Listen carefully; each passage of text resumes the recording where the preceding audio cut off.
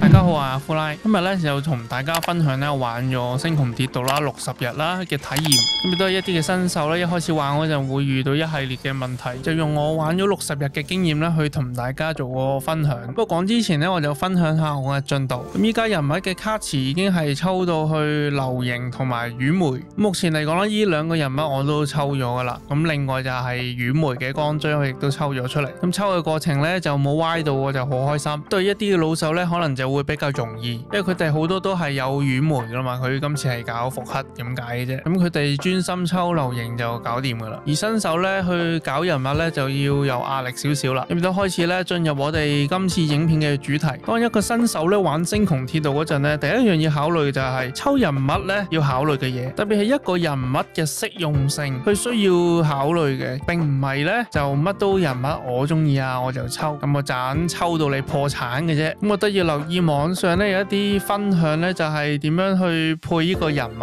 係最好嘅。譬如講下今次卡池嘅流形，咁佢係屬於一個超擊破嘅體系。咁我所見到目前大致網上嘅分享咧，都係羽梅、流形、主角即係開拓者啦，同埋波提歐呢4個人物咧去組成一個超擊破嘅隊伍。如果單獨咧將流形咧去配其他嘅隊伍咧，就會變得非常之困難。咁可以話咧選擇係好少，而輔助個羽梅咧就可以用喺其他嘅地方啦，因為佢技能效果嘅對象咧都會包括全體嘅。羽梅嘅適用度咧係比流形好好多，所以新手啊，除咗考慮人物適用度之外咧，你第二個考慮嘅就係經濟能力，係你嘅經濟能力啊，你可以抽到幾多次？好似啱啱講嘅人物，唔止人物，仲要光追，你都要抽，即係可能話如果你冇波提歐嘅話，咁你都可以用加拉克嚟代替嘅，雖然話冇咁好。再坦白啲講就係，如果你要組一個4人嘅超擊破隊係有壓力嘅話呢，今次呢，你其實係可以淨係抽羽梅同埋光追就 OK 噶啦。咁好似我咁啊，流形0+0都接受噶啦，因為我嘅經濟許可就係抽2個人物加1個光追唔歪嘅情況下，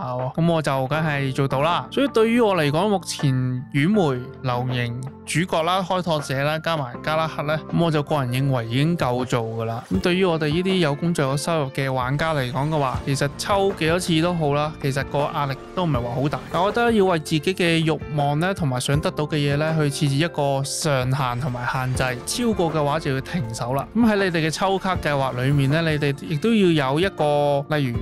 抽歪咗啊，咁你打算點呢？咁究竟係停手啊，定係繼續課金去抽呢？咁我個人建議就係咧，基於自己嘅經濟能力咧，去做一個嘅決定，就唔好咧一時意氣用事啊，冇用嘅。有好多嘢真係無需強求嘅。今次唔抽就等復刻，好簡單嘅啫。再問下自己，抽唔到呢個人物會唔會玩唔到落去？會唔會死先？唔死噶嘛。咁啊，俾啲耐性又等一等。所以我非常建議啊，你嘅抽卡啊、課金嘅對象啊，優先瞄準啊花火啊、資金鳥啊、羽梅啊呢一類嘅輔助嘅對象，令到你對隊伍嘅適配性咧更有一個彈性喺度。呢個就係新手一開始玩星穹鐵道咧，要考慮抽人物嗰陣要考慮嘅嘢啦。而新手咧要考慮第二樣嘢就係咧完成2隊嘅目標，因為玩到星穹鐵道嘅後期咧都要有2隊咧去完成一啲嘅任務，一個任務佢係要求你2隊啊，所以為咗咧你要湊夠2隊嘅目標嘅情況下，即係我覺得咧要睇你依期有啲咩抽，你就要考慮啦，可唔可以配到呢一個配搭。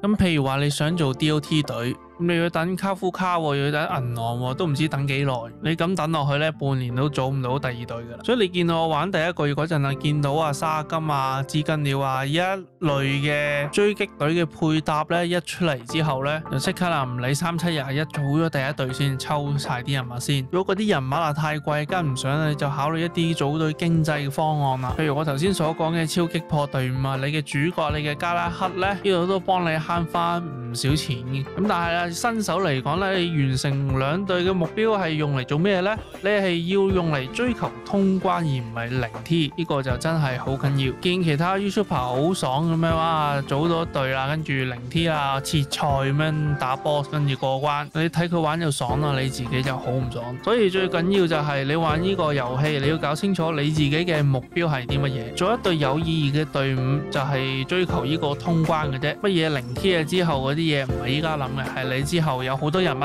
跟住然後再去慢慢諗呢個零 T 嘅問題。呢個就係新手啊，第二樣需要關注嘅就係要完成2隊啦。咁大概個 concept 我都俾咗你哋。咁然後牽涉到第3樣嘢就係，咁我要有經驗話俾你聽啊，你得60嘅時間可唔可以成形2隊呢？答案係唔得嘅。你需要2隊呢，全部成形，我指嘅係升到80呢啊，鋼錐都升到80啊，跟住痕跡都升滿啊。呢度時間嘅長度呢，我計算過大約係要3個月先至可以成形2隊。咁你呢段期間呢，你就做下任務啊，學習下人物嘅屬性啊、原理啊，得閒就打下素材啊，甚至試下整遺器啊，睇下出唔出到雙爆啊，消磨下你嘅時間。咁有一樣要注意嘅就係，你如果想喺呢2個月你嘅成形呢係比較快嘅話呢，咁我嘅建議就係啊，你要多啲做任務啦，去加快你呢個成形嘅速度。因為你做一啲嘅任務啊，同埋喺地圖揾寶箱啊，你都會揾到好多星鯨俾你嘅。咁呢啲星鯨呢，加埋埋都夠你抽好多次人物